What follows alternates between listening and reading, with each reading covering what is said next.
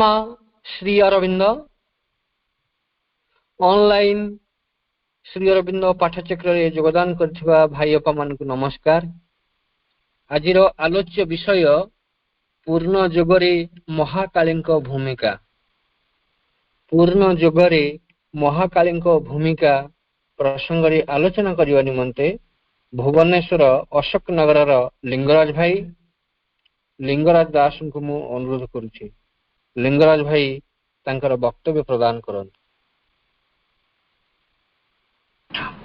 ओम नमो भगवते श्री अरविंदाय। ओम नमो नमः श्री मीरांबिकाय। परमा जननी श्रीमा परम प्रभु श्री अरविंद चरण रे मोर अशेष प्रणति। सम्मानास्पद कमल किशोर भाई एवं तत्सहित आजिर ऑनलाइन श्री अरविंद पाठचक्र उपस्थित थिबा समस्त अपार भाई को मोर आंतरिक प्रणाम। विषय वस्तुटी रही पूर्ण जोगरे महाकाली भूमिका। महाकाली सहित भारतीय चेतना जुगे जुगे जड़ित रही आसी। जुग जुग धरी तांकरी उपासना यही भारत रे विभिन्न भाव रे विभिन्न रूप रे विभिन्न स्थान रे चली आसी। किंतु एठी गोटे कथा मन रखिया कथा जे जे काली से महाकाली नुहंती। महाकाली स्वरूप अलगा एवं काली स्वरूप अलगा एवं काली होउछंती महाकाली गोटे रूप। महाकाली सर्वोच्च चेतनार अधिकारिणी एवं जेतेबेले से चेतनारू से क्रमशः निम्न को चली आसंती सेतेबेले तांकर विभिन्न रूप परिप्रकाशित हुए।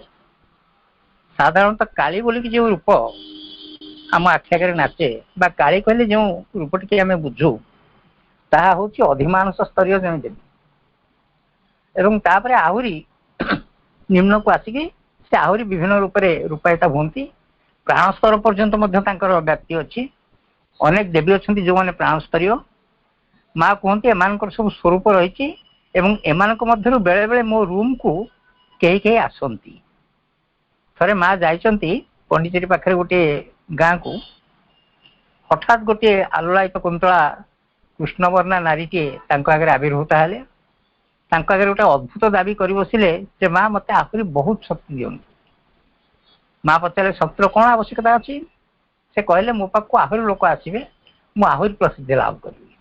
माँ कहे ना तुम आ शक्तिर कौन आवश्यकता ना कि अन्य कौन लोक तुम पाक आसा दरकार नहीं। जी लोक आसुँच ही नहीं कि तुम संतुष्ट रुह कारण एम हूँ प्राण स्तरीय देवी। अवश्य परवर्ती समय जड़े साधक सहित माँ जाइंट गोटे जगह को सेठी गोटे मंदिर में मूर्ति देखी माँ कहते ये मूर्ति से मो पाक जाइए मो पाखे दाबी करते आहरी शक्ति देवाई। एम सब हूँ प्राण स्तरीय देवी। या भर आहरी निम्न स्तरीय देवी मैंने अच्छा जो मान को आराधना करके कई कई भयंकर विपर्य सम्मुखीन किंतु एठी जहाँ स्वरूप विषय आम आलोचना करवा सी हूँ महाकाली।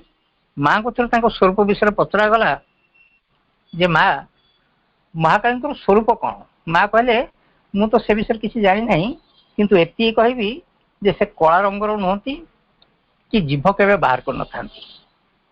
ये गोटे रूपटे आम देखू काली कहले साधारणतः ये रूपटी आम आखिया को आसे।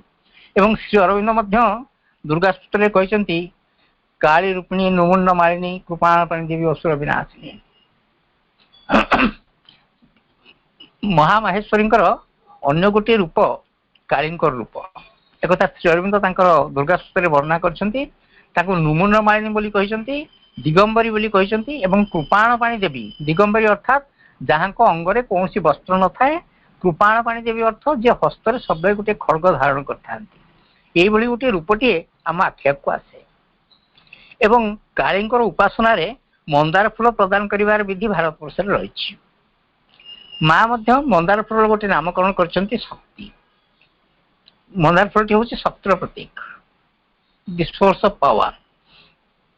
तेणु शक्तिर प्रतीक महाकाली पाखे अर्पण होबार जो विधान टी रही आसी बहु कालू यह स्पष्ट भाव में सूचित करुच्ची जे आमर पूर्वपुरुष मैंने जो मैंने मंत्रद्रष्टा थे से महाकाली को निजस्व स्वरूप दर्शन करते आराधना कौ कौ वस्तु लगे एसबू को गोटे खामखेली भाव में स्थिर नक गोटे निर्दिष्ट धारा अनुଯାयी स्थिर कराई।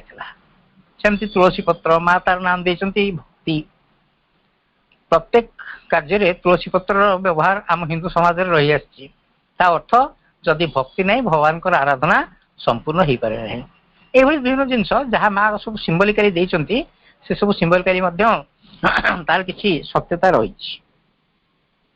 ତାପରେ ଶ୍ରୀ ଅରବିନ୍ଦ କହୁଛନ୍ତି ଯେ ଆମ ଯୋଗରେ ତାଙ୍କର ଆବଶ୍ୟକତା କଣ। ଶ୍ରୀ ଅରବିନ୍ଦ ଲେଖିଲେ Durga commands the characteristics of Maheshwari and Mahakali to certain extent. ତା ଅର୍ଥ ଦୁର୍ଗା ହେଉଛନ୍ତି ମହେଶ୍ୱରୀ ଏବଂ ମହାକାଳୀ ଏ ଦୁଇଟିଙ୍କର ସମ୍ମିଶ୍ରଣ କିଞ୍ଚିତ ମାତ୍ରାରେ। and there is not much connection with Mahalakshmi. ଏମାନଙ୍କର ମହାଲକ୍ଷ୍ମୀଙ୍କ ସହିତ ବିଶେଷ କିଛି ସମ୍ପର୍କ ନଥାଏ। ମହାଲକ୍ଷ୍ମୀ ହେଉଛନ୍ତି ଆଉ ଏକ ସ୍ୱତନ୍ତ୍ର ଦେବୀ, କିନ୍ତୁ the combination of Krishna and Mahakali is one that has a great power in this yoga, and if the name rises together in your consciousness it is a good sign। ସେ କହୁଛନ୍ତି ଯେ ଆମର ଏଇ ଯୋଉ ଯୋଗ ଅର୍ଥାତ୍ ପୂର୍ଣ୍ଣ ଯୋଗ, ଏଥିରେ the combination of Krishna and Mahakali is one। Krishna ଏବଂ ମହାକାଳୀଙ୍କର ଗୋଟିଏ ସମିଶ୍ରଣ ବା ମିଶ୍ରଣ ଜନିତ ଚେତନାଟି ହେଉଛି ଏକ ଗୁରୁତ୍ୱପୂର୍ଣ୍ଣ ଜିନିଷ, ଯାହାକି ଆମକୁ ଏ ଯୋଗରେ ବହୁତ ସାହାଯ୍ୟ କରିବ। It has a great power and if the name rises together in your consciousness, ଯଦି ଆମ ଚେତନାରେ ଦୁଇଟି ନାମ ଏକା ସାଙ୍ଗରେ ଜାଗ୍ରତ ହେଇପାରିବ ତାହେଲେ it is a good sign. ନିଶ୍ଚିତ ରୂପେ ଏହା ହେଉଛି ଏକ ଉତ୍ତମ ଲକ୍ଷଣ। ତାପରେ ଅନ୍ୟ ଗୋଟିଏ ଜାଗାରେ ଶ୍ରୀ ଅରବିନ୍ଦ କହୁଛନ୍ତି two are the measures of cosmic dances. Srikrishna ଏବଂ କାଳୀ ଏ ଦୁଇ ଜଣ ହେଉଛନ୍ତି କସ୍ମିକ୍ ଡ୍ୟାନ୍ସର ଗୋଟିଏ ମାପଦଣ୍ଡ। କସ୍ମିକ୍ ଡ୍ୟାନ୍ସ ଅର୍ଥ ମହାଜାଗତିକ ନୃତ୍ୟ। The dance of Krishna, the dance that accompanies and brings with it the delight of creation। ଶ୍ରୀକୃଷ୍ଣଙ୍କର ନୃତ୍ୟ ହେଉଛି କ'ଣ ନା ଯାହାକି ନିଜ ମଧ୍ୟରେ କ୍ରିଏସନ ବା ସୃଷ୍ଟିର ଗୋଟିଏ ଆନନ୍ଦଦାୟକ ସ୍ୱରୂପକୁ ଧାରଣ କରିଥାଏ। and the dance of Kali, the dance that brings the delight of destruction। ଏବଂ କାଳୀଙ୍କର ଯୋଉ ହେଉଛି ନୃତ୍ୟ, ସେ ନୃତ୍ୟଟି ହେଉଛି ଏକ ବିନାଶକାରୀ ନୃତ୍ୟ। and the delight of destruction କହିବାର ଅର୍ଥ ହେଉଛି ସେ ଧ୍ୱଂସ ସାଧନରେ ମଧ୍ୟ ଗୋଟିଏ ପ୍ରକାର ଆନନ୍ଦ ନିହିତ ହୋଇକି ରହିଥାଏ। କାହାକୁ ସେ ଧ୍ୱଂସ କରନ୍ତି ନା the passing away of all that has outlived its purpose. ଯେତେ ଗୁଡ଼ିଏ ଜିନିଷ ଦିନେ ଆମର ଦରକାରୀ ଥିଲା, ବର୍ତ୍ତମାନ ଆଉ ସେସବୁର କୌଣସି ଆବଶ୍ୟକତା ନାହିଁ, ସେଇ ସବୁ ଜିନିଷକୁ ଧ୍ୱଂସ କରିବା ପାଇଁ କି ମହାକାଳୀ ତାଙ୍କର ଖଡ୍ଗ ଉତ୍ତୋଳନ କରନ୍ତି। ଏବଂ ଉଭୟଙ୍କର ଏ ଯୋଉ ଡ୍ୟାନ୍ସ, ଏ ଡ୍ୟାନ୍ସର ଆମ ଯୋଗ ସହିତ ବିଶିଷ୍ଟ ସମ୍ପର୍କ ରହିଛି। ଆଚ୍ଛା, ବର୍ତ୍ତମାନ ଆମେ ଦେଖିବା ଯେ ସାଧାରଣତଃ କାଳୀଙ୍କର ଯେଉଁ ରୂପ ଗୁଡ଼ିକ ଆମ ଆଖିରେ ବିଶେଷ ଭାବରେ ଦେଖାଯାଏ, ତା ଭିତରୁ କେତୋଟି ରୂପ ହେଉଛି ଗୁରୁତ୍ୱପୂର୍ଣ୍ଣ। ଗୋଟିଏ ହେଉଛି ଛିନ୍ନମସ୍ତାଙ୍କର ରୂପ। ଛିନ୍ନମସ୍ତା ଅର୍ଥାତ୍ ସେ ନିଜର ଦକ୍ଷିଣ ହସ୍ତରେ ଖଡ୍ଗ ଧାରଣ କରିଛନ୍ତି, ନିଜ ହାତରେ ନିଜ ମୁଣ୍ଡକୁ କାଟି ଦେଇଛନ୍ତି ଏବଂ ସେ କର୍ତ୍ତିତ ମସ୍ତକଟିକୁ ବାମ ହାତରେ ଧାରଣ କରି ରହିଛନ୍ତି। ତାପରେ ତାଙ୍କ ମୁଖ୍ୟ ଶରୀରରୁ ଗୋଟିଏ ଧାରା ରକ୍ତ ଉପରକୁ ଉଠିକି ତାଙ୍କର ସେଇ କର୍ତ୍ତିତ ମୁଖ ଗହ୍ୱର ଭିତରେ ଦେଇକି ଭିତରକୁ ପ୍ରବେଶ କରୁଛି। ଇଏ ରୂପଟିର ଗୋଟେ ମାନେ ଇଟ୍ ଇଜ୍ ଏ ସିମ୍ବଲିକାଲ ଥିଙ୍ଗ। ଇଏ ହେଉଛି ସାଧାରଣତଃ ଗୋଟେ ପ୍ରତୀକାତ୍ମକ ରୂପ। ଏବଂ ଯଦି ଆମେ ବିଜ୍ଞାନ ସହିତ ଆକୁ ନେଇକି ହିସାବ କରିବା ତାହେଲେ ଆମେ ଜାଣିବା ଏ ରୂପର ସତ୍ୟତା କ'ଣ। ଯେତେବେଳେ ପରମ ଚେତନା ନିଜଠାରୁ ନିଜକୁ ଦୂରେଇ ନେଇଛି, ଅର୍ଥାତ୍ ନିଜ ହାତରେ ସେ ନିଜକୁ କାଟି ଦେଇଛି, ସେତେବେଳେ ସେ ନିଜଠୁ ନିଜେ ଦୂରେଇ ଯାଇଛି। କ୍ରମଶଃ ସେ ଚେତନାଟି ନିମ୍ନକୁ ନିମ୍ନକୁ ଆସି ଆସି ଶେଷକୁ ନିଶ୍ଚେତନାରେ ପରିଣତ ହେଇଯାଇଛି। କିନ୍ତୁ ତା ଭିତରେ ଚେତନାର ଗୋଟେ ଅନ୍ତଃସ୍ରୋତ ତାର ମୂଳ ସ୍ୱରୂପ ସହିତ ତାକୁ ସଂଯୁକ୍ତ କରିକି ଧରିଛି। ମହାକାଳୀଙ୍କର ଶରୀର ଭିତରୁ ଯୋଉ ରକ୍ତଟି ନିର୍ଗତ ହେଉଛି ଏବଂ ସେ ରକ୍ତଟି ତାଙ୍କର କର୍ତ୍ତିକ ମସ୍ତକ ଭିତର ଦେଇକି ପାଟି ଭିତର ଦେଇକି ଯାଉଛି, ତାର ଅର୍ଥ ମୂଳ ଚେତନା ସହିତ ସେ ଏଇ ଚେତନାରେ ସମ୍ପୃକ୍ତ ହେଇକି ରହିଛନ୍ତି, ଯଦିଓ ସେ ନିଜକୁ ନିଜଠାରୁ ନିଶ୍ଚିହ୍ନ କରିନେଇଛନ୍ତି, ବିଚ୍ଛିନ୍ନ କରିନେଇଛନ୍ତି। ବିଜ୍ଞାନ ମଧ୍ୟ କହେ ଯେ ଯେତେବେଳେ ଗୋଟେ ବସ୍ତୁକୁ ଆମେ ଡିସେକ୍ଟ କରୁ ବା ଭାଙ୍ଗି ଦଉ, କ୍ରମଶଃ ତାକୁ ଖଣ୍ଡ ଖଣ୍ଡ ଖଣ୍ଡ ଖଣ୍ଡ କରିକି ଭାଙ୍ଗି ଦିଆଗଲା, ସେଥିରୁ ଅଣୁ ସୃଷ୍ଟି ହେଲା। ଅଣୁକୁ ଭାଙ୍ଗିଦେଲେ ତା ଭିତରୁ ଇଲେକ୍ଟ୍ରନ ପ୍ରୋଟନ ଯାହା ସବୁ ଅଛି ବିଜ୍ଞାନୀ ମାନଙ୍କ ଭାଷାରେ ସେସବୁ ସୃଷ୍ଟି ହେଲା ଏବଂ ସେସବୁ ତାହା କନଭର୍ଟ ହେଇଗଲା ଏନର୍ଜିରେ, ଗୋଟେ ବିରାଟ ଶକ୍ତିରେ। ଅର୍ଥାତ୍ ସେ ଶକ୍ତିଟି ବସ୍ତୁ ଭିତରେ ନିହିତ ହେଇକି ରହିଥିଲା, ତାକୁ ଯେତେବେଳେ ଭାଙ୍ଗି ଦିଆଗଲା ତା ଭିତରୁ ସେ ଶକ୍ତିର ସ୍ଫୁରଣଟି ଘଟିଲା। ତେଣୁ ଯେତେବେଳେ ସେ ନିଜଠୁ ନିଜକୁ ଦୂରେଇ ନିଅନ୍ତି, ତାଙ୍କ ଭିତରୁ ଯୋଉ ଶକ୍ତିର ସ୍ଫୁରଣ ଘଟେ, ସେ ଶକ୍ତି ମଧ୍ୟ ତାଙ୍କୁ ତାଙ୍କର ମୂଳ ସ୍ୱରୂପ ସହିତ ବାନ୍ଧିକି ରଖିଥାଏ। ଇଏ ହେଉଛି ଛିନ୍ନମସ୍ତାଙ୍କର ରୂପ। ଆଉ ଗୋଟିଏ ରୂପ ଆମେ ଦେଖୁ ଯେ ଶିବ ଫ୍ଲାଟ୍ ହେଇକି ଶୋଇଯାଇଛନ୍ତି କୋଉଠି ମାଟି ଉପରେ ଏବଂ କାଳୀ ଖଡଗ ଧାରଣ କରି ଲହଲ ଜିଭା ନେଇକି ତାଙ୍କ ବକ୍ଷ ଉପରେ ନୃତ୍ୟ କରୁଛନ୍ତି। ଏଭଳି ଦୃଶ୍ୟଟି ସାଧାରଣତଃ ଦେଖିବାକୁ ମିଳିଥାଏ ବା କାଳୀ ଅନେକ ଜାଗାରେ ଯୋଉଠି କାଳୀ ପୂଜା ହୁଏ ସେଠି ଏଇଭଳିଆ ମୂର୍ତ୍ତିଟିଏ ରହିଥାଏ। ଏହାର ତାତ୍ପର୍ଯ୍ୟ ବିଷୟରେ ଆମେ ଜାଣିବାକୁ ଚେଷ୍ଟା କରି ଅନେକ ସମୟରେ କଣ କରୁ ନା ନିଜ ମନକୁ ବ୍ୟବହାର କରି ଏହାର ଗୋଟିଏ ଅର୍ଥ ବାହାର କରିବାକୁ ଚେଷ୍ଟା କରୁ। କେତେକ କହନ୍ତି ଯେ ଯେତେବେଳେ ସମୁଦ୍ର ମନ୍ଥନ ହଉଥିଲା ସେତେବେଳେ ଯୋଉ ହଳାହଳ ପାନ କରିଥିଲେ ଶିବ, ସେ ହଳାହଳ କ୍ରମଶଃ ତାଙ୍କ ଶରୀରକୁ ନିଷ୍ପ୍ରଭ କରିଦେଇଥିଲା ଏବଂ ସେ ହଳାହଳଟି ଆଉ ଶରୀରର ବେଶୀ ଭିତରକୁ ନ ଯିବା ପାଇଁ କି ମହାକାଳୀ ଶିବଙ୍କର ବକ୍ଷ ଦେଶ ଉପରେ ଚାପ ପ୍ରୟୋଗ କରିବା ପାଇଁ ତାଙ୍କ ଛାତି ଉପରକୁ ଉଠି ଯାଇଥିଲେ। ଇଏ ଗୋଟେ ପ୍ରକାର ଇଣ୍ଟରପ୍ରିଟେସନ। ଆଉ ଗୋଟେ ଇଣ୍ଟରପ୍ରିଟେସନ କହୁଛି ଯେ ମହାକାଳୀଙ୍କର ଶକ୍ତି ଏତେ ପ୍ରଖର ହେଇଗଲା, ତାଙ୍କର ଭୟଙ୍କର ନୃତ୍ୟ ଏତେ ଅସହ୍ୟ ହେଇ ଉଠିଲା ଯେ ସ୍ୱୟଂ ଶିବ ଯାଇକି ତାଙ୍କ ଆଗରେ ଶୋଇ ପଡିଲେ, କାରଣ ଜଗତକୁ ରକ୍ଷା କରିବାର ଅନ୍ୟ କୌଣସି ଉପାୟ ନଥିଲା। ଯେତେବେଳେ କାଳୀ ନୃତ୍ୟ କରି କରି ଶିବଙ୍କ ଉପରକୁ ଚଢି ଯାଇଛନ୍ତି ଏବଂ ସେ ଦେଖିଛନ୍ତି ଯେ ତାଙ୍କ ସ୍ୱାମୀ ତଳେ ଶୋଇଛନ୍ତି, ସେତେବେଳେ ସେ ଭୟରେ ତାଙ୍କ ଜୀବଟାକୁ କାମୁଡ଼ି ପକାଇଛନ୍ତି। ଏଭଳି ଅର୍ଥ ମଧ୍ୟ କରାଯାଏ। କିନ୍ତୁ ଶ୍ରୀ ଅରବିନ୍ଦ ଏହାର ଗୋଟେ ଭିନ୍ନ ଇଣ୍ଟରପ୍ରିଟେସନ କରନ୍ତି, ଯୋଉଟା କି ସାବିତ୍ରୀରେ ସେ ଲେଖିଛନ୍ତି ଯେ ସେ ଦୁଇ ଜଣ ଏକା, ତାଙ୍କୁ ଅଲଗା ଅଲଗାରେ ଦେଖିବା ଉଚିତ ନୁହେଁ। ସେ କହିଛନ୍ତି the two who are one are secret of all power.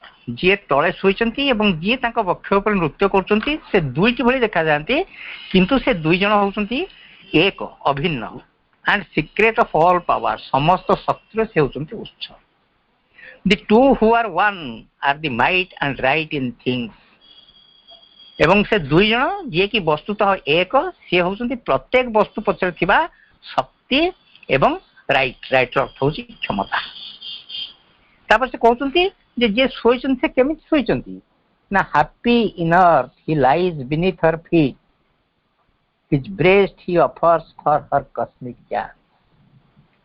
କେତେ ସୁନ୍ଦର ଭାବରେ ସେ କହୁଛନ୍ତି ଯେ ସେ ଶୋଇପଡିଛନ୍ତି ହାପିଲି, ଆନନ୍ଦର ସହିତ ସେ ଶୋଇଯାଇଛନ୍ତି। ଆଣ୍ଡ ଇନ୍ ଅର୍ଥ ଅର୍ଥାତ୍ ନିଜକୁ ରକ୍ଷା କରିବା ପାଇଁ କୌଣସି ଚେଷ୍ଟା କରୁନାହାନ୍ତି, ସମ୍ପୂର୍ଣ୍ଣ ନିଶ୍ଚେଷ୍ଟ ହେଇକି ସେ ଶୋଇଛନ୍ତି ମାଙ୍କର ପାଦ ତଳେ। ତାପରେ ସେ କାହିଁକି ଶୋଇଛନ୍ତି ନା his breast he offers for her cosmic dance. ସ୍ୱେଚ୍ଛାରେ ସେ ନିଜର ବକ୍ଷଟାକୁ ମାଙ୍କର ଯୋଉ କସ୍ମିକ୍ ଡ୍ୟାନ୍ସ ତା ପାଇଁ ସେ ପ୍ରଦାନ କରିଛନ୍ତି। ଅର୍ଥାତ୍ ଯେତେବେଳେ ଏକମେବ ଅଦ୍ୱିତୀୟମ୍ ନିଜକୁ ବହୁ ଭାବରେ ବିଭକ୍ତ କରିବା ପାଇଁ ଚେଷ୍ଟା କଲେ, ଏକୋହଂ ବହୁଶ୍ୟାମ, ସେତେବେଳେ ମାଙ୍କୁ ସେତେବେଳେ ବିଷୟ କହିଛନ୍ତି, ମା ହଉଛନ୍ତି ପ୍ରକୃତି। ମା କହିଲେ ଯେ ମୁଁ ଆପଣଙ୍କୁ ଏଇଭଳି ବିଭିନ୍ନ ବେଶରେ ରୂପାୟିତ କରିଦେଇ ପାରିବି, କିନ୍ତୁ ମୋ ପାଇଁ ଗୋଟେ ପ୍ଲାଟଫର୍ମ ଦରକାର। ଆପଣ କ୍ରମଶଃ ନିଜେ ନିଜ ଠାରୁ ଦୂରେଇ ଯିବେ, ନିଶ୍ଚେତନା ଭିତରେ ହଜିଯିବେ ଏବଂ ସେଇ ନିଶ୍ଚେତନା ଭିତରୁ ଚେତନାର ଉଦ୍ଗମ ହବ ଏବଂ ସେଇ ଚେତନା କ୍ରମଶଃ ଊର୍ଦ୍ଧ୍ୱକୁ ଊର୍ଦ୍ଧ୍ୱକୁ ଉଠି ଅବଚେତନାର ବାଟ ଦେଇକି ପରମ ଚେତନା ଦିଗରେ ଗତି କରିବ। ଏଇ ଯୋଉ ଖେଳଟି ହବ, ଏ ଖେଳ ପାଇଁ ମୁଁ ପ୍ରସ୍ତୁତ ଅଛି, କିନ୍ତୁ ମୋ ପାଇଁ ଗୋଟେ ପ୍ଲାଟଫର୍ମ ଦରକାର।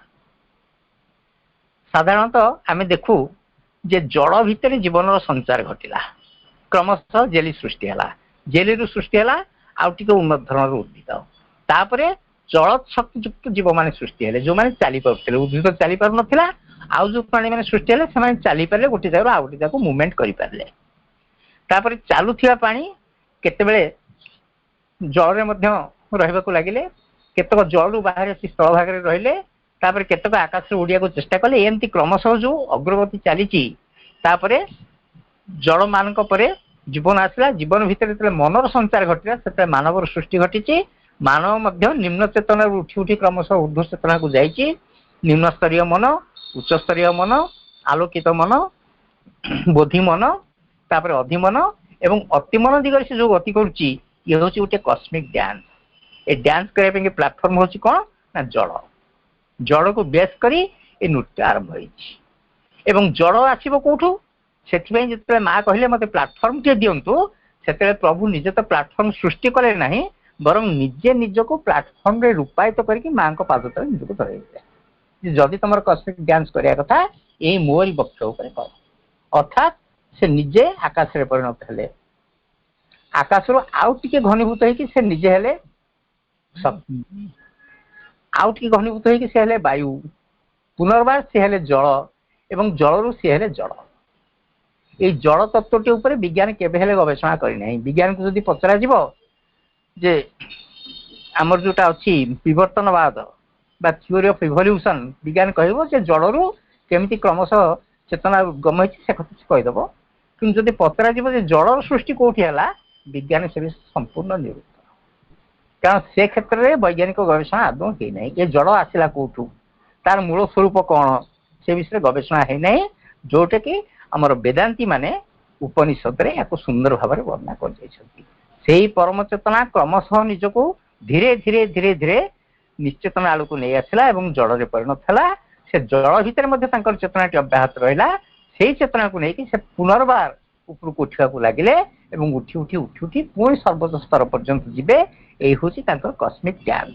ଏବଂ ଏଇ ଡ୍ୟାନ୍ସ ପାଇଁକି ମା ଚାହିଁଥିଲେ ଗୋଟେ ପ୍ଲାଟଫର୍ମ, ପ୍ରଭୁ ନିଜେ ନିଜର ବକ୍ଷକୁ ପ୍ଲାଟଫର୍ମ ହିସାବରେ ତାଙ୍କୁ ପ୍ରଦାନ କଲେ। ତାପରେ କହୁଛନ୍ତି of which our lives are the quivering theatre. ଆମ ଜୀବନ ହଉଛି ଏହାର ଗୋଟିଏ ପ୍ରକମ୍ପମାନ ରଙ୍ଗମଞ୍ଚ। ଆମ ଜୀବନରେ ଯୋଉ ଉତ୍ଥାନ ପତନ ଘଟୁଛି ଏସବୁ କାହିଁକି ଘଟୁଛି, because of this quivering dance. ଆଉ କଣ ହଉଛି ନା none could bear but for her strength within. ସେ କହୁଛନ୍ତି କେହି ୟାକୁ ସହ୍ୟ କରିପାରନ୍ତେ ନାହିଁ। ଏ ଯୋଉ ନୃତ୍ୟ ହଉଛି, ୟା ଭିତରେ ଯୋଉ କମ୍ପନ ସୃଷ୍ଟି ହଉଛି, ସାଂସାରିକ ଜ୍ୱାଳା ବୋଲି ଆମେ ଯାହାକୁ କହୁଛୁ, ୟାକୁ କେହି ସହ୍ୟ କରିପାରନ୍ତେ ନାହିଁ। କାହାରି ଜଣକର ମଧ୍ୟ ସେ ଯୋଗ୍ୟତା ନାହିଁ। ଭଗବାନ ଯଦି ଆମର ପରୀକ୍ଷା ନେବାକୁ ଚାହାନ୍ତେ, ତାହେଲେ କେହି ଆମ ଭିତରୁ ଜଣେ ବି ପାସ୍ କରିପାରନ୍ତେ ନାହିଁ। ତାପରେ ସେ କହୁଛନ୍ତି ଯେ ଆମେ କେହି ୟାକୁ ସହ୍ୟ କରିପାରନ୍ତୁ ନାହିଁ, କିନ୍ତୁ ସହ୍ୟ କରୁଛୁ କେମିତି ନା but for his strength within. ଆମରି ଭିତରେ ତାଙ୍କରି ସାମର୍ଥ୍ୟ ଥିବା ହେତୁ ହିଁ ଆମେ ଏଇଟା କରିପାରୁ। ଯଦି ସେ ଆମ ଭିତରେ ନଥାନ୍ତେ ତାହେଲେ ଆମେ ୟାକୁ ସହ୍ୟ କରିପାରନ୍ତେ ନାହିଁ।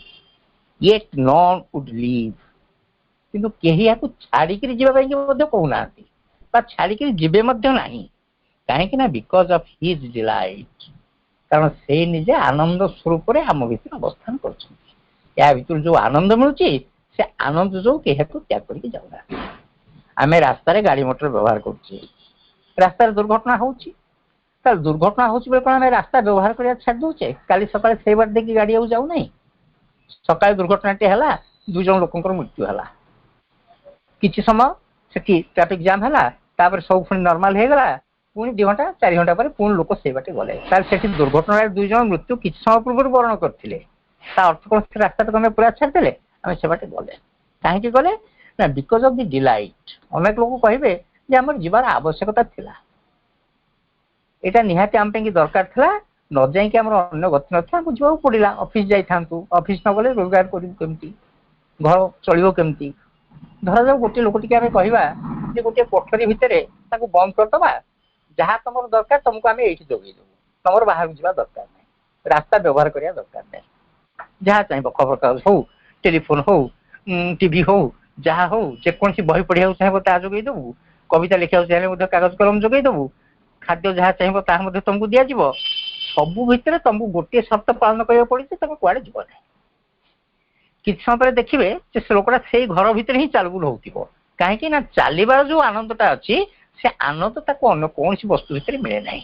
ତେଣୁ କେବଳ ଯେ ଆମେ ରାସ୍ତାକୁ ଯାଉଛୁ ଆମର ଆବଶ୍ୟକତା ପାଇଁ କି ତା ନୁହେଁ, ଅନେକ ସମୟରେ ଆମେ ସେଥିରୁ ଯୋଉ ଆନନ୍ଦ ପାଉଛୁ, ସେ ଆନନ୍ଦରୁ ଯେତେବେଳେ ଆମେ ବଞ୍ଚିତ ହଉଛୁ ତାହା ଆମ ପାଇଁ ଅସହ୍ୟ ହେଇଯାଉଛି। ଏଇ ଯୋଉ ଲକଡାଉନ ଆମର ଚାଲିଥିଲା, ପୋଲିସ କେତେ ଲୋକଙ୍କୁ ବାଡଉଥିଲା ରାସ୍ତାରେ, ତାଙ୍କୁ ମନା କରାଯାଉଥିଲା ରାସ୍ତାକୁ ଆସ ନାହିଁ, ତଥାପି କେତେ ଗୁଡିଏ ଲୋକ ରାସ୍ତାକୁ ଚାଲି ଯାଉଥିଲେ, ପୋଲିସରୁ ମାଡ଼ ଖାଉଥିଲେ।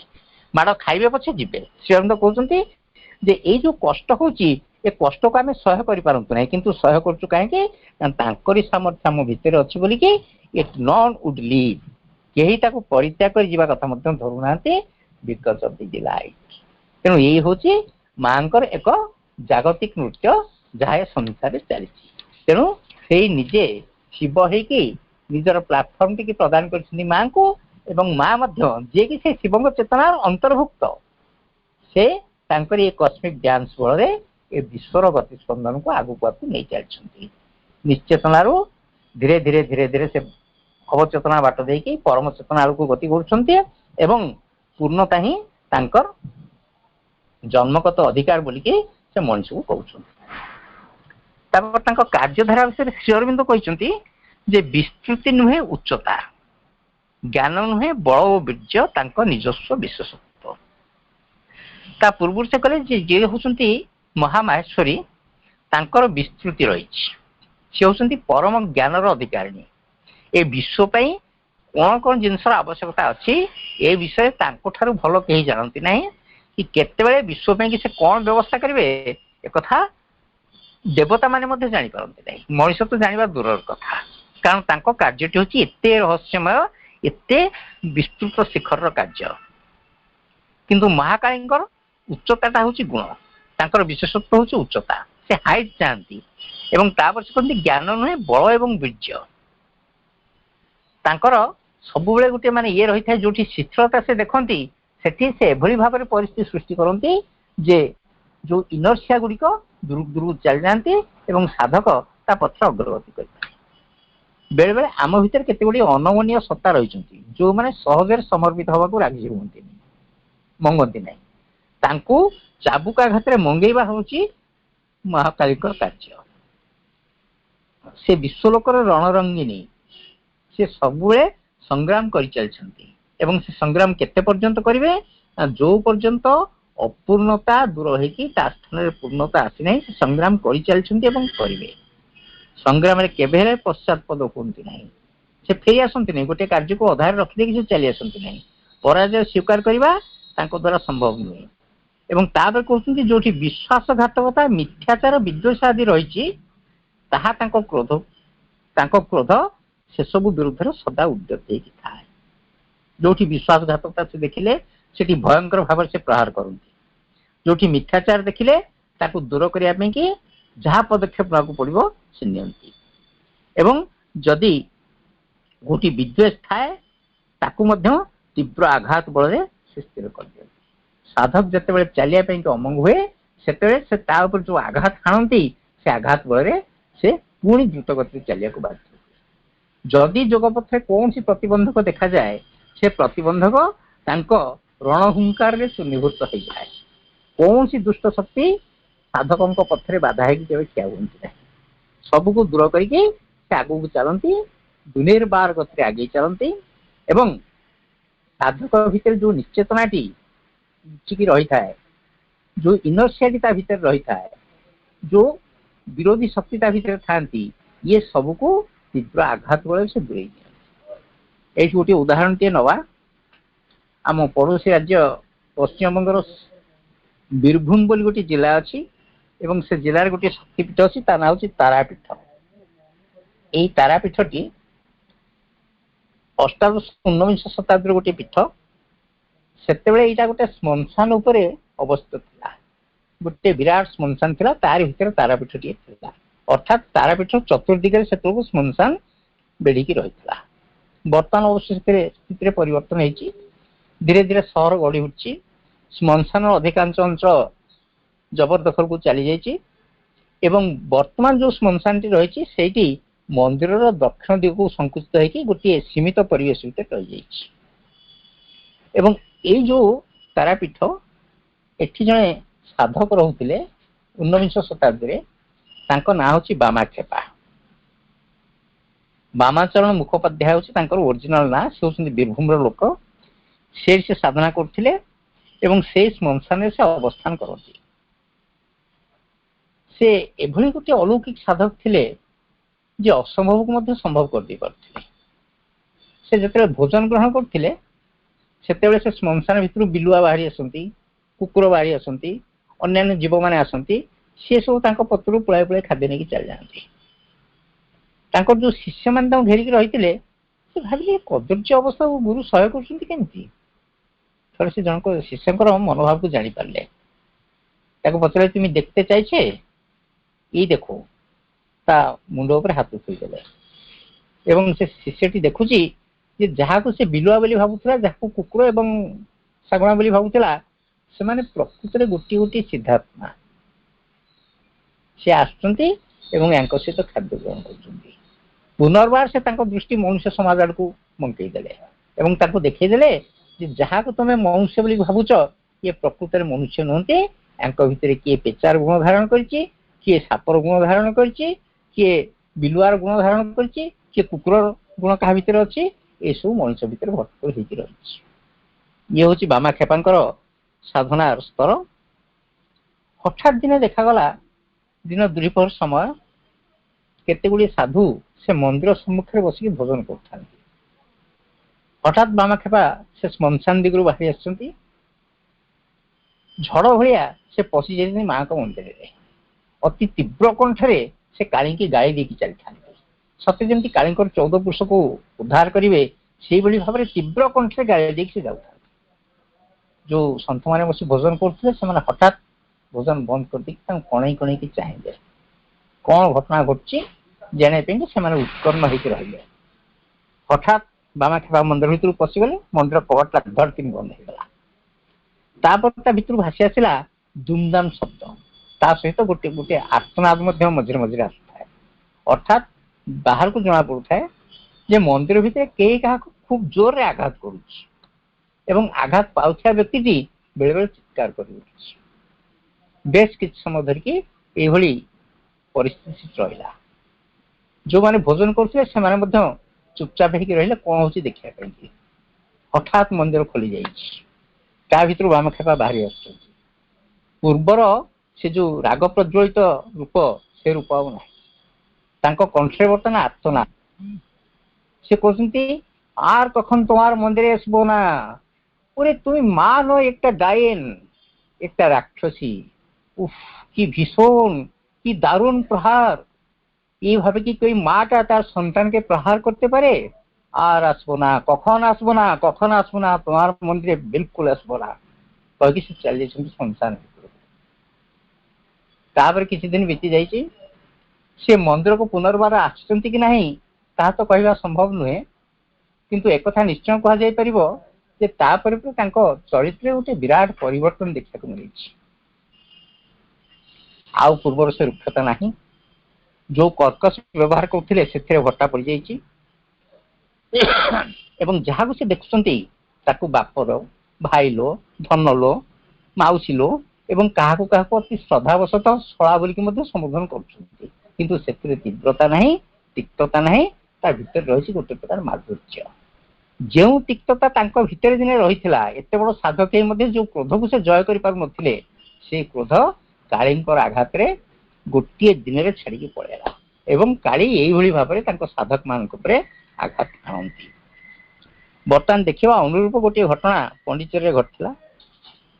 ସେଠି ଯେତେବେଳେ ସାଧକ ମାନଙ୍କ ସଂଖ୍ୟା ବିଶେଷ ନଥିଲା, ଖୁବ ଅଳ୍ପ ଲୋକ ସେଠି ସାଧନା କରୁଥିଲେ, ସେତେବେଳେ ସାଧକ ମାନଙ୍କର ବିଭିନ୍ନ ପ୍ରକାର ଅନୁଭୂତି ସବୁ ହଉଥିଲା। ଏକଥା ଅବଶ୍ୟ ଶ୍ରୀ ଅରବିନ୍ଦ ଲେଖିଛନ୍ତି ବୁକ୍ 1 କ୍ୟାଣ୍ଟୋ 2 ରେ ଲେଖିଛନ୍ତି ଯେ ଯେତେବେଳେ ଗୋଟିଏ ନିର୍ଦ୍ଦିଷ୍ଟ ସ୍ତରରୁ ସାଧନା ଆରମ୍ଭ କରିକି ଧୀରେ ଧୀରେ ସାଧକଟି ଉପରକୁ ଉଠିବାକୁ ଚେଷ୍ଟା କରେ, ସେତେବେଳେ ତାର ମସ୍ତିଷ୍କ ଅଧିକରୁ ଅଧିକ କ୍ରିୟାଶୀଳ ହେବାକୁ ଆରମ୍ଭ କରେ। ତାର ଦୃଷ୍ଟି ଅଧିକରୁ ଅଧିକ ଦିଗକୁ ସମ୍ପ୍ରସାରିତ ହେବାକୁ ଆରମ୍ଭ କରେ। ଧରାଯାଉ ଆମେ ଗୋଟେ ଜାଗାରେ ଠିଆ ହେଇଛେ, ଆମେ ଦେଖିପାରିବା କୋଉଠି ନା ଦିଗ୍ବଳୟ ପର୍ଯ୍ୟନ୍ତ ଯେତିକି ବାଟ ପର୍ଯ୍ୟନ୍ତ ଆମେ ଆଖି ପାଇବ ଆମେ ସେତିକି ବାଟ ଦେଖିପାରିବା। ଯଦି ଧରାଯାଉ ପାଖରେ ଗୋଟିଏ ପାହାଡଟି ଅଛି, ଆମେ ସେ ପାହାଡ ଉପରକୁ ଆରୋହଣ କରିବାକୁ ଚେଷ୍ଟା କରିବା, ଉପରକୁ ଉପରକୁ ଯିବା, ତାହେଲେ ଯେତିକି ଯେତିକି ଉପରକୁ ଉଠିବା ସେ ଦିଗ୍ବଳୟଟା ଆଉ ଟିକେ ଟିକେ ଘୁଞ୍ଚି ଘୁଞ୍ଚି ଯାଉଥିବ। ନୂଆ ନୂଆ ଜିନିଷ ସବୁ ତା ଭିତରୁ ବାହାରୁ ଆସୁଥିବ ଏବଂ ଆଉ ଟିକେ ଉପରକୁ ଉଠିଗଲା ପରେ ଆଉ ଟିକେ ଦିଗ୍ବଳୟ ପରିଷ୍କାର ହେଇଗଲା ପରେ ଯୋଉ ଜିନିଷକୁ ଆମେ ଯୋଉ ଦୃଷ୍ଟିରେ ପ୍ରଥମରୁ ଦେଖୁଥିଲେ ସେ ଜିନିଷକୁ ସେ ଦୃଷ୍ଟିରେ ଦେଖିପାରିବା ନାହିଁ। ଗଛ ଗୁଡାକ ସବୁ ଛୋଟିଆ ଛୋଟିଆ ଫୁଲ ଭଳିଆ ଦେଖାଯିବେ, ଘର ଗୁଡାକ ସବୁ ଦିଆସିଲି ଖୋଳ ଭଳିଆ ଦେଖାଯିବେ, ଏଇଭଳି ସବୁ ହୁଏ। ତେଣୁ ଯୋଉମାନେ ସାଧନା କରନ୍ତି ସ୍ତର ଊର୍ଦ୍ଧ୍ୱକୁ ଉଠିଗଲେ ସେମାନଙ୍କର ସେଇଭଳି ଭାବରେ ଗୋଟେ ଅନୁଭୂତି ହୁଏ। ଯୋଉ ଜିନିଷ ଗୁଡାକ ପ୍ରକୃତି ଲୁଚେଇକି ରଖିଥିବ ସେ ଜିନିଷ ଗୁଡାକ ଆଉ ଲୁକାୟିତ ହେଇକି ରହିବ ନାହିଁ, ପ୍ରକୃତି ସେସବୁ ଖୋଲିଦବ। ଯୋଉ କ୍ଷେତ୍ରରେ ପ୍ରକୃତି ଆମର ବିରୁଦ୍ଧାଚରଣ କରୁଥିଲା ଟିକେ ଊର୍ଦ୍ଧ୍ୱସ୍ତରକୁ ପଳେଇଗଲେ ଆଉ ପ୍ରକୃତି ବିରୁଦ୍ଧାଚରଣ କରିବ ନାହିଁ, ବରଂ ପ୍ରକୃତି ଆମର ସହାୟତା କରିବ ସେଠି। ତେଣୁ ଏଇଭଳି କେତେ ଗୁଡିଏ ଅନୁଭୂତି ସାଧକ ମାନଙ୍କର ହୁଏ। ଜଣେ ସାଧକ ଥିଲେ ତାଙ୍କର ଏଇ ସବୁ ଅନୁଭୂତି ହଉଥିଲା, ଅନ୍ୟମାନଙ୍କ ଅପେକ୍ଷା ଟିକେ ଅଧିକ ଅନୁଭୂତି ହୁଏ ତାଙ୍କର।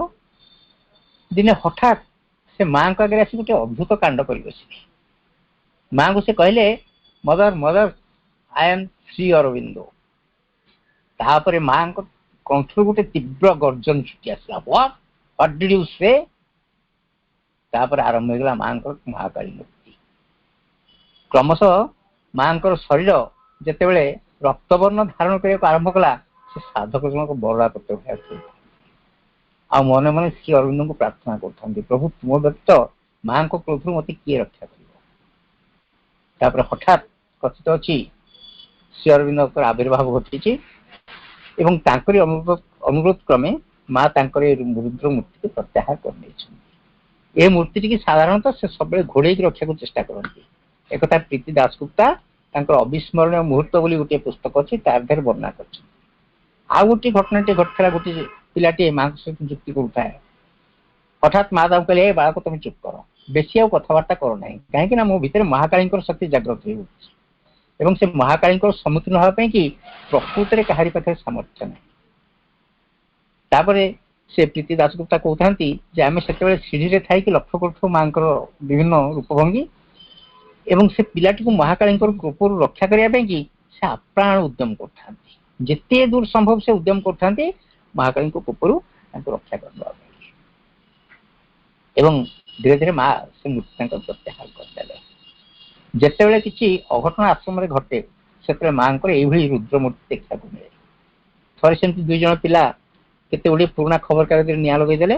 ଆଶ୍ରମର ଗୋଟିଏ ନିର୍ଦ୍ଦିଷ୍ଟ ଅଞ୍ଚଳ ନିଆଁରେ ପୋଡ଼ିଗଲା। ମା ଯେତେବେଳେ ଖବର ପାଇଲେ ସେ ପିଲା ଦୁଇଟିକି ତାଙ୍କ ପାଖକୁ ଅଣାହେଲା। ମା ତାଙ୍କୁ ତୀବ୍ର ଦୃଷ୍ଟିରେ ଚାହିଁକି ରହିଲେ। ଅନ୍ୟମାନେ ଭାବିଲେ ଯେ ପିଲା ଦିଟା ଏଭଳି ଅବସ୍ଥାରେ ଆସି ପହଞ୍ଚିଲେଣି, ମାଙ୍କର ଟିକେ ମହାକାଳୀ ରୂପ, କେମିତି ତାଙ୍କୁ ରକ୍ଷା କରାଯିବ।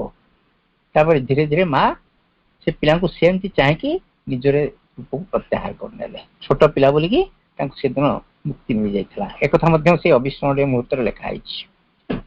ଏମିତି ମହାକାଳୀଙ୍କର ଯେତେ ଗୁଡିଏ ରୂପ ଆମେ ଦେଖୁଛୁ ସେ ସବୁ ରୂପ ପଛରେ କିଛି ନା କିଛି ନିର୍ଦ୍ଦିଷ୍ଟ ଚିନ୍ତାଧାରା ରହିଛି। ତାପରେ ଆଉ ଗୋଟିଏ ରୂପ, ସେ ରୂପ ବିଷୟରେ ଜାଣିବାକୁ ହେଲେ ଆମେ ମାଙ୍କର ଗୋଟିଏ ବାଣୀକି ଦେଖିବା। ଯେ ଜଣେ ମାଙ୍କୁ ଥରେ କୋଶ୍ଚିନ୍ କରିଛନ୍ତି ଯେ ମା ଶିବ ଏବଂ କାଳୀଙ୍କ ଭିତରେ ସମ୍ପର୍କ କଣ। କାଳୀ ମଧ୍ୟ କମ୍ ଶକ୍ତିଶାଳୀ ନୁହନ୍ତି ଏବଂ ସିଏ ଚାହିଁଲେ ମଧ୍ୟ ସବୁ କିଛିକୁ ରୂପାନ୍ତରିତ କରିଦେଇ ପାରିବେ। ଆମେ ଜାଣିଛୁ ଯେ ବେଳେ ବେଳେ ଶିବ ମଧ୍ୟ ଆଶ୍ରମକୁ ଆସନ୍ତି, ମାଙ୍କ ସହିତ କଥୋପକଥନ କରନ୍ତି ଏବଂ ମାଙ୍କୁ ସେ ପ୍ରତିଶ୍ରୁତି ଦେଇଛନ୍ତି ଯେ ଯେତେବେଳେ ଅତିମାନସ ଶରୀର ଏ ପୃଥିବୀରେ ଆବିର୍ଭୂତ ହବ, ପ୍ରଥମ ଶରୀରଟି ଧାରଣ କରିକି ମୁଁ ଏ ବିଶ୍ୱକୁ ଆସିବି। ମାଙ୍କୁ ସେଭଳି ପ୍ରତିଶ୍ରୁତି ମଧ୍ୟ ଦେଇଛନ୍ତି। ତାପରେ ଆଶ୍ରମରେ ଶ୍ରୀକୃଷ୍ଣଙ୍କ ଉପସ୍ଥିତି ମଧ୍ୟ ଅନୁଭବ କରାଯାଇଛି। ବେଳେ ବେଳେ ସାଧକ ମାନେ ଦେଖନ୍ତି ଯେ ଯେତେବେଳେ ମା ବ୍ଲେସିଂସ ବିତରଣ କରନ୍ତି ସେତେବେଳେ ଶ୍ରୀକୃଷ୍ଣ ମାଙ୍କ କୋଳକୁ ବେଳେବେଳେ ଉଠି ଯାଇକି ମାଙ୍କ ହାତରୁ ବ୍ଲେସିଂସଟି ଆଣିକି ସାଧକ ମାନଙ୍କୁ ଓଳେଇ ଦିଅନ୍ତି।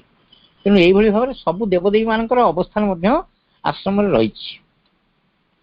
ତାପରେ ମାଙ୍କୁ ଯେତେବେଳେ ପଚରାଯାଇଛି ଯେ ଶିବ ଏବଂ କାଳୀଙ୍କ ଭିତରେ କିଏ ଶକ୍ତିଶାଳୀ, ସେତେବେଳେ ମା ଗୋଟିଏ ଉତ୍ତର ଦଉଛନ୍ତି ଯେ ଶିବ ହଉଛନ୍ତି ସନ୍ତାନ, କାଳୀ ହଉଛନ୍ତି ତାଙ୍କର ଜନନୀ।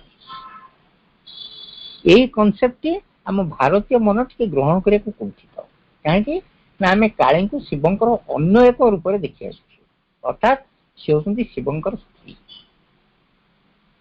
ମା ଯେତେବେଳେ କହିଲେ ଯେ କାଳୀ ହଉଛନ୍ତି ଜନନୀ ଏବଂ ଶିବ ହଉଛନ୍ତି ତାଙ୍କର ସନ୍ତାନ, ସେଥିରେ କଥାଟା ସହଜରେ କାହାରି ମନକୁ ପାଇଲା ନାହିଁ।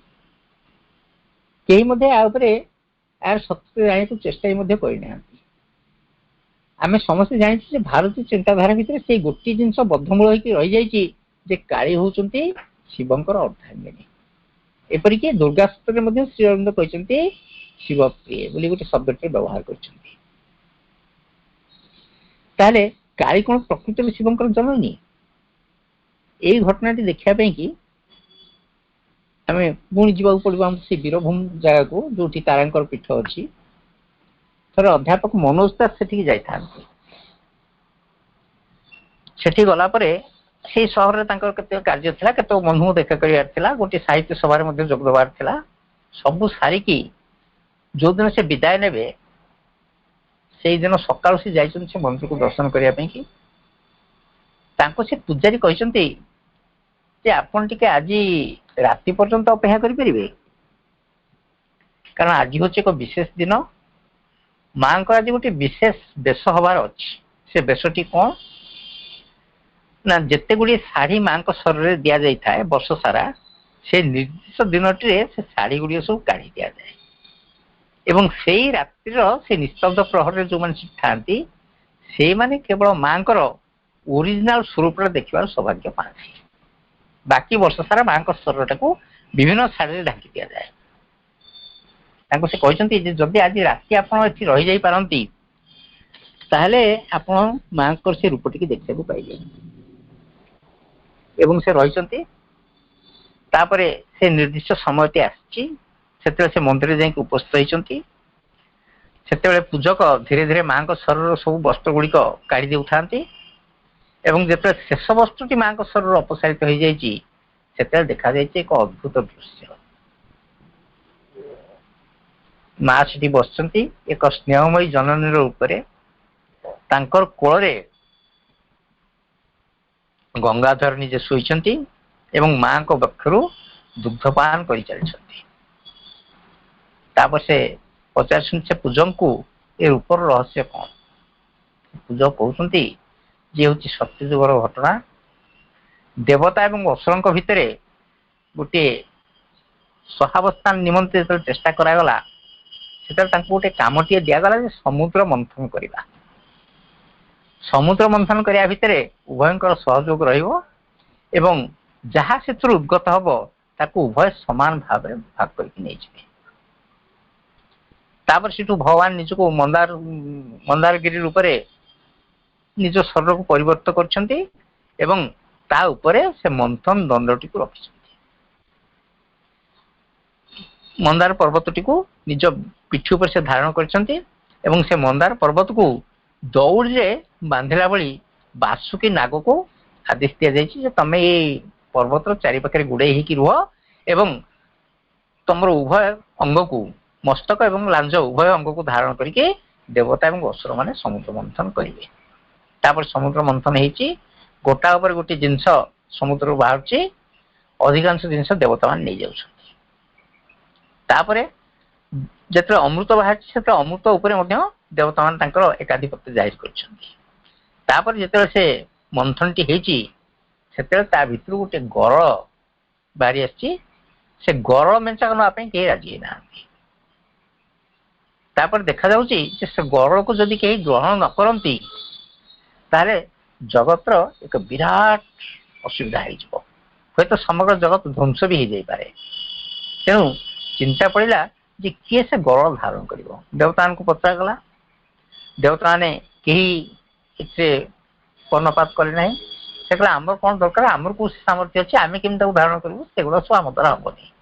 ରାକ୍ଷସ ମାନଙ୍କୁ କୁହାଗଲା, ସିଏ ଗୋଟେ ଦାବି କଲେ ଯେ ଭଲ ଭଲ ଜିନିଷ ତ ତମେ ସବୁ ପାଇଲ ନେଇଗଲ। ହାତୀ ବାହାରିଲା ତାକୁ ବିଷ୍ଣୁ ନିଜେ ନେଇଗଲେ, ଲକ୍ଷ୍ମୀକି ଦେଇଦେଲେ। ତାପରେ ମହାଲକ୍ଷ୍ମୀ ବାହାରିଲେ, ବିଷ୍ଣୁ ତାଙ୍କୁ ନେଇଗଲେ। ଚନ୍ଦ୍ର ବାହାରିଲେ, ସିଧା ଉପରକୁ ପଳେଇଲେ।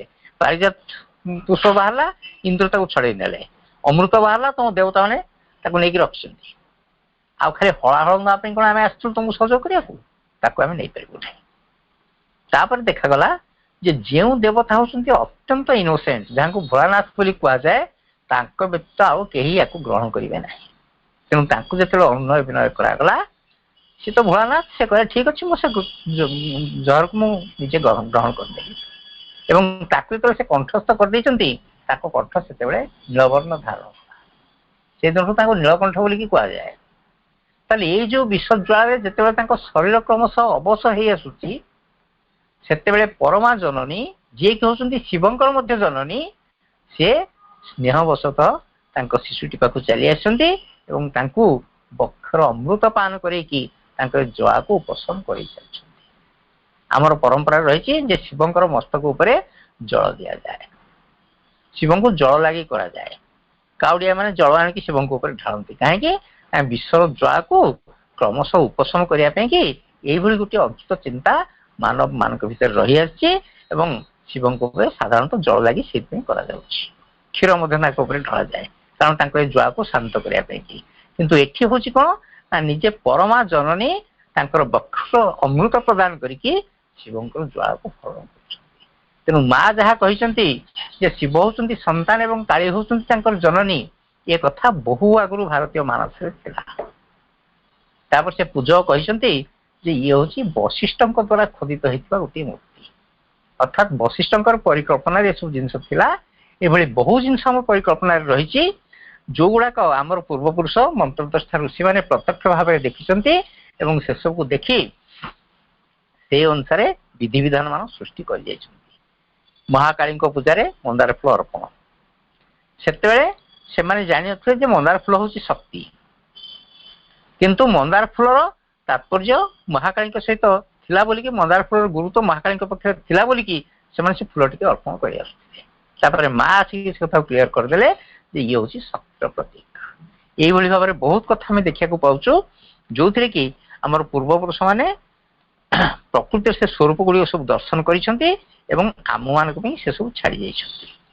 ତାପରେ ଏଠି ଶ୍ରୀ ଅରବିନ୍ଦ ଆଉ ଗୋଟେ କଥା କହୁଛନ୍ତି ଯେ ଯେତେବେଳେ ଦୁଷ୍ଟ ଇଚ୍ଛାଟିଏ ମଣିଷ ମନରେ ଜାଗ୍ରତ ହୁଏ, ସେ ଦୁଷ୍ଟ ଇଚ୍ଛାଟି କଣ କରେ ନା ବେଳେ ବେଳେ ତାର କ୍ଷତି କରେ, ଏବଂ କ୍ଷତି କରିବା ପୂର୍ବରୁ ମହାକାଳୀ ନିଜେ ସେସବୁକୁ ଦୂରୀଭୂତ କରିଦିଅନ୍ତି। ଏବଂ ସେତେବେଳେ ଯଦି ସନ୍ତାନଟି ଉପରେ କୌଣସି କଷ୍ଟ ଦରକାର ପଡେ ସେ ତାହା ମଧ୍ୟ ପ୍ରୟୋଗ କରିବାକୁ ପଛାନ୍ତି ନାହିଁ। ଏମିତି ଆଶ୍ରମରେ ଅନେକ ଘଟଣା ଘଟିଛି। ବେଳେ ବେଳେ କାହାର ଶରୀର ଅସୁସ୍ଥ ଥିବ, ମା ତାକୁ ତୀବ୍ର ଗତିରେ ଚାହିଁକି ରହିଥିବେ। ଥରେ ଜଣକ ବେକକୁ ସେ ଧଇଲେ, ତାକୁ ପଚାରିଲେ କଣ ତ ହେଇଛି? ନା ମା ମୋର ଏମିତି ଅସୁବିଧା ହଉଛି, ମୁଁ ଚାଲିପାରୁନାହିଁ, କଥାବାର୍ତ୍ତା କରିପାରୁନି। ନା ତତେ କହିବାକୁ ପଡିବ ମୁଁ ସୁସ୍ଥ ଅଛି, କହ ମୁଁ ସୁସ୍ଥ ଅଛି। ସିଏ ଭାବୁଥାଏ ଯେ ଏମିତି କେମିତି ମୁଁ କହିବି, ମୋର ତ ଶରୀରରେ ଅସହ୍ୟ ପୀଡା, ତା ଭିତରେ ମା ମୋ ବେକକୁ ଯେମିତି ଜାବୁଡିକି ଧରିଛନ୍ତି, ହୁଏତ ମୋ ପ୍ରାଣ ଛାଡି ଯାଇପାରେ। ୟା ଭିତରେ ସେ ମତେ କହୁଛନ୍ତି ମୁଁ ସୁସ୍ଥ ଅଛି ବୋଲି କହ, କେମିତି କହିବି? ସେସବୁ ସେ ସୁସ୍ଥ ଅଛି ବୋଲିକି କହିବାକୁ ବାଧ୍ୟ ହେଲା। ଏବଂ ତାପରେ ତ ସେ ଘରକୁ ଫେରିଛି, ଦେଖିଛି ଯେ ଆଉ ସେସବୁର ଜ୍ୱାଳା କିଛି ନାହିଁ। ଯୋଉ ଜିନିଷ ତାକୁ ଆଜି ପର୍ଯ୍ୟନ୍ତ କଷ୍ଟ ଦେଇଥିଲା ସେ ଜ୍ୱାଳା ଆଉ ତାର ନାହିଁ। ଏମିତି ଥରେ ଜଣେ ଆସିଥିଲା ମାଙ୍କ ପାଖକୁ, ତା ମୁଣ୍ଡର ଗୋଟେ ଜାଗାରେ ବଥଟିଏ ହେଇଥାଏ। ମା ଖୁବ୍ ଜୋରରେ ସେ ବଥଟାକୁ ମିଶେଇକି ଆଘାତ କଲେ। ସେ କହିଲା ୟା ପରେ ଯୋଉ ଟ୍ରେନଟି ଥିବ ମୁଁ ସେ ଟ୍ରେନ ଧରିକି ପଣ୍ଡିଚେରୀରୁ ପଳେଇବି, ଆଉ ରହିବି ନାହିଁ ଆଶ୍ରମରେ। ମା ଏତେ ନିଷ୍ଠୁର, ସେ ଦେଖିଛନ୍ତି ମୋର ଏଠି ବଥଟା ହେଇଛି, ସେ ବଥକୁ ଏତେ ଜୋରରେ ଆଘାତ କଲେ, ଆଉ ଏଠି ରହିବି ନାହିଁ। ତାପରେ ସେ ଆସିଛି ଏବଂ ଯେତେବେଳେ ଯିବା ସମୟ ତାର ଆସିଛି, ସେତେବେଳେ ସେ ହାତ ଧରିକି ଦେଖି ସେ ବଥର କୌଣସି ଚିହ୍ନ ବର୍ଣ୍ଣ ନାହିଁ। ତା ଅର୍ଥ ମା ପ୍ରତ୍ୟକ୍ଷ ଭାବରେ ଯେତେବେଳେ ଥିଲେ ଶରୀର ଧାରଣ କରିକି, ସେତେବେଳେ ଏଇଭଳି ଭାବରେ ସନ୍ତାନ ମାନଙ୍କର ଅସୁବିଧା ଗୁଡିକର ସମାଧାନ କରିଦଉଥିଲେ। କେତେବେଳେ ଆଘାତ ମଧ୍ୟ ଦେବାକୁ ପଡୁଥିଲେ, ସେ ଦେବାକୁ ପ୍ରସ୍ତାବ ହଉନଥିଲେ, କାହିଁକି ନା ସେ ଜାଣିଥିଲେ ସେଇ ଆଘାତ ବଳରେ ହିଁ ତାକୁ ସହାୟତା କରିବେ। ପ୍ରୀତି ଦାସଗୁପ୍ତା ତାଙ୍କର ଏଠି ନିଜସ୍ୱ ଗୋଟେ ଅନୁଭୂତି ଲେଖିଛନ୍ତି। ସେ କହିଛନ୍ତି ଯେ ଥରେ ମୋ ଶରୀରରେ ଗୋଟେ ଜାଗାରେ ବଥଟିଏ ହେଇଥିଲା, ଅର୍ଥାତ୍ ସେ କୋଉଠି ମାନେ କାଖରେ କି କୋଉଠି କୋଉ ଗୋଟେ ଜାଗାରେ ତାଙ୍କର ବଥଟିଏ ହେଇଥିଲା। ସେ କହିଲେ ଭୀଷଣ କଷ୍ଟ ମତେ ହଉଥାଏ, ଚାଲି ପାରୁନଥାଏ। ଏଇ ସମୟରେ ମାଙ୍କ ପାଖକୁ ଆସିଲି। ମା ମତେ ଚାହିଁକି ରହିଲେ ଏବଂ କହିଲେ କାଲି ତତେ ଚାଲିଯିବାକୁ ପଡିବ। ମୁଁ ଚାଲିଯିବି କୁଆଡେ ଯିବି? ଏ ଅବସ୍ଥାରେ ମୁଁ ଯିବି କେମିତି? ମୁଁ ତ ଚାଲି ପାରୁନାହିଁ, ମୁଁ ଯିବି କୁଆଡେ? ତାପରେ ରହିବି କୋଉଠି? ଆଉ ଯୋଉଠି ରହିବି ମାଙ୍କୁ ଛାଡିକି ମୁଁ କେମିତି ରହିବି? ତାପରେ ସେ ମନେ ମନେ ଭାବୁଛନ୍ତି ଯେ ମା ଏମିତି କେମିତି ଆଦେଶ ମତେ ଦେଲେ। ତାପରେ ମା କହୁଛନ୍ତି ଯେ ତୋ ପାଇଁ ଟିକେଟ କରିଦିଆ ହେଇଛି, ମୁଁ ଚାହୁଁଛି ତୁ ଯିବୁ ମାନେ ତତେ ନିଶ୍ଚୟ ଯିବାକୁ ପଡିବ। ତାପରେ ସେଦିନ ସେ ଫେରି ଆସିଛନ୍ତି ମନ ଦୁଃଖରେ, ଆସିକି ଶୋଇଯାଇଛନ୍ତି। ହଠାତ୍ ଯେତେବେଳେ ସେ ଦେଖିଛନ୍ତି ସକାଳେ ତାଙ୍କ ବେଡ୍ ସେତେବେଳେ ପୂଜ ରକ୍ତରେ ଭର୍ତ୍ତି ହେଇଯାଇଛି, ସେତେବେଳେ ସେ ଚାହିଁଛନ୍ତି ତାଙ୍କ ସାଙ୍ଗମାନେ ସେ ପାଖରେ ଠିଆ ହେଇଛନ୍ତି। ସେ କୁହନ୍ତି କଣ ହେଲା, ଏମିତି କଣ ହେଇଗଲା? ତାପରେ ସାଙ୍ଗମାନେ କହିଲେ ଯେ କାଲି ରାତିରେ ତମେ କେତେ ଯନ୍ତ୍ରଣାରେ ଚିତ୍କାର କରିଛ, ଏଇ ବଥଟି ଯେତେବେଳେ ଫାଟିଗଲା ତା ଭିତରୁ ପୂଜ ରକ୍ତ ଗୁଡା ସବୁ ବାହାରି ଆସିଲା, ଏଇ ଦେଖ ତମ ବେଡ୍ ସାରା ସେଗୁଡା ସବୁ ହେଇଯାଇଛି। ଆମେ ପାଣି ଆଣିକି ତମକୁ ସେକ ଦେଇଛୁ ଏବଂ ତାପରେ ତମେ ଆରାମରେ ଶୋଇପଡିଛ। ସେତେବେଳେ ସେ ଭାବୁଛନ୍ତି ଏତେ ବଡ ଘଟଣାଟି କେମିତି ଘଟିଗଲା, ମୁଁ କିଛି ତ ଜାଣିପାରିଲି ନାହିଁ। ଯୋଉ ବଥ ମତେ ଏତେ ଯନ୍ତ୍ରଣା ଦଉଥିଲା ସେ ପୁଣି ଫାଟିଗଲା, ପୂଜ ରକ୍ତ ଗୁଡାକ ବାହାରିଲା, ସାଙ୍ଗମାନେ ମତେ ଚିକିତ୍ସା କରାଇଲେ, ଏତେ ସବୁ ଘଟଣା ଘଟିଗଲା, ମୁଁ ତ କିଛି ଜାଣିପାରିଲି ନାହିଁ। ତାପରେ ସେ ଭାବୁଛି ଯେ ଏ ହଉଛି ମହାକାଳୀଙ୍କର ଗୋଟିଏ କୃପା। ମା ଏଇଭଳି ଭାବରେ ଶକ୍ତି ପ୍ରୟୋଗ କରିକି ଆମ ଭିତରୁ ସବୁ ଦୁର୍ବଳତା ଗୁଡିକ ଦୂରେଇ ଦିଅନ୍ତି। ଆମେ ମାନେ ବେଳେ ବେଳେ କଣ କରୁ ନା କେତେ ଗୁଡିଏ ଜିନିଷ ମାଙ୍କଠୁ ଲୁଚେଇକି ରଖିବାକୁ ଚେଷ୍ଟା କରୁ। ଆମ ଭିତରେ ଅପୂର୍ଣ୍ଣତା ରହିଛି, ଆମ ଭିତରେ ଦୁର୍ବଳତା ରହିଛି, ବିଶ୍ୱାସଘାତକତା ହୁଏତ ଆମ ଭିତରେ ଥାଇପାରେ, ଅହଙ୍କାର ତ ଭରପୁର ହେଇକି ରହିଛି। ଏସବୁ ଜିନିଷ ଆମେ ଭାବୁ ଯେ ମା ଏଗୁଡା ସବୁ ଜାଣିପାରନ୍ତି ନାହିଁ। ତେଣୁ ଆମେ ସେସବୁ ଲୁଚେଇ ରଖିକି ତାପରେ ଗୋଟେ କଭରଟିଏ ଦେଇଦଉ ଏବଂ ଯେତେବେଳେ ସେ କଭରଟିକୁ ଅନକଭର କରାଯାଏ ସେତେବେଳେ ଯୋଉ ଯନ୍ତ୍ରଣା ହେବା କଥା ଆମେ ତାକୁ ଭୋଗ କରୁ। କାରଣ ମା ଚାହାନ୍ତି ନାହିଁ ଏଭଳି କୌଣସି ଦୁର୍ବଳତା ଲୁଚିକି ରହିଯାଉ। ମହାକାଳୀଙ୍କ ଆଖିରୁ କୌଣସି ଦୁର୍ବଳତା କେବେ ଛପିକି ରହିପାରେ ନାହିଁ। ଆମ ଭିତରେ କୋଉଠି କୋଉଠି ଅନ୍ଧକାରମୟ ଅଞ୍ଚଳ ସବୁ ରହିଛି ମା ସେସବୁ ଭଲ ଭାବରେ ଜାଣନ୍ତି। ଏବଂ କୋଉ ଅଞ୍ଚଳ ଉପରେ କିଭଳି ଆଘାତ କରିକି ତାକୁ ପରିବର୍ତ୍ତିତ କରାଯାଇପାରିବ ସେ କଥା ସେ ସ୍ଥିର କରନ୍ତି। ତେଣୁ ସନ୍ତାନଟିଏ ଯେତେବେଳେ ନିଜକୁ ତାଙ୍କ ହାତରେ ଦେଇ ଦେଇଥାଏ ସେତେବେଳେ ସେ ଦେଖନ୍ତି କଣ କରାଯାଇପାରିବ। ବେଳେବେଳେ ସେ ପିଲାମାନଙ୍କୁ କୁହନ୍ତି ତମେ କଣ ସବୁ ଭାବିଛ, ତମକୁ କଣ ଏତେ ଶୀଘ୍ର ମୁଁ ଛାଡ଼ିଦେବି ବୋଲି ଭାବିଛ? ବିଲେଇ ପିଲା ଭଳିଆ ମୁଁ ତମକୁ ଧରିକି ନେଇଯିବି। ସେତେବେଳେ ପିଲାମାନେ କହନ୍ତି ଆମେ କଣ ଭୁଲ କଲୁ ଆମକୁ ବିଲେଇ ପିଲା ବୋଲି କହୁଛନ୍ତି। ତାପରେ ସେଇଠୁ ତାଙ୍କୁ ବୁଝେଇ ଦିଆଯାଇଛି ଯେ ରାମକୃଷ୍ଣ ପରମହଂସଙ୍କର ସେ ବିଲେଇ ଉପାଖ୍ୟାନଟି ସମସ୍ତେ ଜାଣିଥିବେ। ମାଙ୍କଡ ଶିଶୁ ଏବଂ ବିଲେଇ ପିଲା, ୟା ଭିତରେ ତଫାତ ହଉଛି ଏତିକି ଯେ ମାଙ୍କଡଟିଏ କଣ କରେ ନା ସେ ନିଜସ୍ୱ ଉଦ୍ୟମରେ ତା ମାଆକୁ ଧରିଥାଏ, ଅର୍ଥାତ୍ ରିସ୍କ ହଉଛି ତାର। ଯଦି ବାଇଚାନ୍ସ ତା ହାତ ଖସିଗଲା ସେ ତଳେ ପଡିଗଲା, ଏଥିରେ ମାର ଭୁଲ କିଛି ନଥାଏ, କାରଣ ସେ ନିଜସ୍ୱ ଉଦ୍ୟମରେ ତାକୁ ଧରିଥାଏ। ଏବଂ ବିଲେଇ ପିଲାଟି ହଉଛି କଣ ନା ସେ ନିଜେ ନିଜକୁ ମା ପାଖରେ ସମର୍ପଣ କରିଦେଇଥାଏ। କୋଉଠିକି ଯିବାକୁ ପଡିବ ମା ତାକୁ ନିଜ ମୁହଁରେ ଧାରଣ କରିକି ନିଏ। ତେଣୁ ଯେତେବେଳେ ଆମେ ଦେଖୁ ଯେ ସାଧନାର କଥା ମାଆକୁ ପଚରାଯାଏ, ମା କହନ୍ତି ଦୁଇ ପ୍ରକାର ସାଧନା କରାଯାଇପାରିବ। ଗୋଟିଏ ହଉଛି ସାଧକ ନିଜ ଉଦ୍ୟମରେ ସାଧନା କରିବ, ଯୋଉଟାକି ହଉଛି ମାଙ୍କଡ ପିଲାର ଅନୁକରଣ। ଏବଂ ଆଉ ଗୋଟିଏ ସାଧନା ହଉଛି ସମର୍ପଣର ମାର୍ଗ। ସେ ମାର୍ଗରେ ଯିଏ ନିଜକୁ ମାଙ୍କ ପାଖରେ ସମର୍ପି ଦେବ, ମା ତାର ସମସ୍ତ ଦାୟିତ୍ୱ ନେଇଯିବେ। ଯୋଉଟା ହଉଛି ତପସ୍ୟାର ମାର୍ଗ, ସେଠି ଆମର ନିଜସ୍ୱ ଅଭିବ୍ୟକ୍ତି ରହିବ, ଆମେ ନିଜସ୍ୱ ଉଦ୍ୟମରେ ଆଗେଇବା। ଏବଂ ଯଦି କୋଉଠି ଉଦ୍ୟମ ଆମର ଫେଲ ହେଇଗଲା ତାହେଲେ ସିଧା ରସାତଳଗାମୀ ହବା। କିନ୍ତୁ ଯେତେବେଳେ ସାଧକଟି ସମର୍ପଣ କରେ ସେ ପଥ ହଉଛି ସମ୍ପୂର୍ଣ୍ଣ ନିରାପଦର ପଥ, କାରଣ ସେ ହଉଛି ମାଙ୍କର ପଥ। ଏବଂ ସେଠି ମା ସାଧକ ପାଇଁକି ସାଧନା କରନ୍ତି ଏବଂ ସାଧନାର ସମସ୍ତ ଦାୟିତ୍ୱ ମା ନିଜ ହାତରେ ଗ୍ରହଣ କରନ୍ତି। ତାପରେ ସାଧକଟି କୋଉ ବାଟରେ ଯିବ ସେ କଥା ମା ନିର୍ଦ୍ଧାରିତ କରନ୍ତି, ମା ସ୍ଥିର କରନ୍ତି ଏବଂ ସାଧକକୁ ସେଇ ବାଟରେ ନେଇଯାଆନ୍ତି। ତାପରେ ପଥରେ ଯେତେ ଅସୁବିଧା ଥାଏ ସେ ଅସୁବିଧାକୁ ସେ ଦୂରେଇ ନିଅନ୍ତି। ଏବଂ ତାପରେ ଶ୍ରୀ ଅରବିନ୍ଦ ଆଉ ଗୋଟେ ଜାଗାରେ କହୁଛନ୍ତି ଯେ ଆମେ ଯୋଉ ଆସିଛୁ ଏଠିକି ଜଗତରେ କାର୍ଯ୍ୟ କରିବା ପାଇଁ କି, ଏ ଜଗତ ଭିତରେ ସମସ୍ତଙ୍କର କାର୍ଯ୍ୟ କରିବାର ଅଧିକାର ନଥାଏ। ଆମେ ବାଛି ବାଛିକି କେବଳ ଶକ୍ତିଶାଳୀ ଆତ୍ମା ମାନଙ୍କୁ କୃଷ୍ଣ ଏବଂ କାଳୀଙ୍କର ଏଇ ମହାଲୀଳା କ୍ଷେତ୍ରକୁ ଫେରି ଆଣିବା ପାଇଁ ଆସିଛୁ। ସେ ତାଙ୍କ ନିଜ ଭାଷାରେ କହୁଛନ୍ତି you must understand that my mission is not to create maths, ascetics and sannyasis। ମୁଁ ଏଠିକି ମଠ ମନ୍ଦିର ଆଶ୍ରମ ସ୍ଥାପନ କରିବା ପାଇଁ ଆସିନାହିଁ, କି କୌଣସି ସାଧୁ ସନ୍ଥ ସନ୍ନ୍ୟାସୀ ମାନଙ୍କୁ ସୃଷ୍ଟି କରିବା ପାଇଁ ମୁଁ ଆସିନାହିଁ, but to call back the souls of the strong to the Leela of Krishna and Kali. Krishna ଏବଂ କାଳୀଙ୍କର ଯୋଉ ଲୀଳା ଚାଲିଛି, କୃଷ୍ଣ ଏବଂ କାଳୀଙ୍କର ଯୋଉ ନୃତ୍ୟ ଚାଲିଛି ଜଗତ ପକ୍ଷରେ, ଗୋଟିଏ ନୃତ୍ୟ ବଳରେ ଜଗତରେ ସୃଷ୍ଟି ଘଟୁଛି ଏବଂ ଅନ୍ୟ ଗୋଟିଏ ନୃତ୍ୟ ସବୁ ଜିନିଷକୁ ଭାଙ୍ଗି ଚୁରିକି ଛାରଖାର କରିଦଉଛି। କାହିଁକି ସେ କରୁଛି ନା ଫର ଦି ନ୍ୟୁ କ୍ରିଏସନ। ଯଦି ପୁରାତନର ଧ୍ୱଂସ ସାଧନ ନ ହୁଏ ତେବେ ନୂତନତା ସେଠିକି ଆସିପାରିବ ନାହିଁ। ଏଇ ଯୋଉ ବ୍ୟବସ୍ଥାବଳୀ ତାରି ଭିତରକୁ ଶକ୍ତିଶାଳୀ ଆତ୍ମା ମାନଙ୍କୁ ଆହ୍ୱାନ କରି ନେଇ ଆସିବା ପାଇଁ କି ଆମେ ଆସିଛୁ। That is my teaching and my name must never be connected with monastic forms and monastic ideals। ମୋର ନାଁକୁ ସେ ସାଧୁ ସନ୍ଥଙ୍କର ଆକାର ପ୍ରକାର ଏବଂ ସାଧୁ ସନ୍ଥଙ୍କର ଆଇଡିଆଲ ସହିତ କେବେ ହେଲେ ଯୋଡ଼ିକିରି ଦେଖିବାକୁ ଚେଷ୍ଟା କରିବ ନାହିଁ। ମୁଁ ଏଠି ସାଧୁ ସନ୍ଥ ସୃଷ୍ଟି କରିବି ନାହିଁ, ମଠ ମନ୍ଦିର ସୃଷ୍ଟି କରିବି ନାହିଁ, କି କୌଣସି ସଂସାରୀ ବୈରାଗୀ ମାନଙ୍କ ଭିତରେ ପ୍ରଭେଦ ସୃଷ୍ଟି କରିବାକୁ ମୁଁ ଆସିନାହିଁ।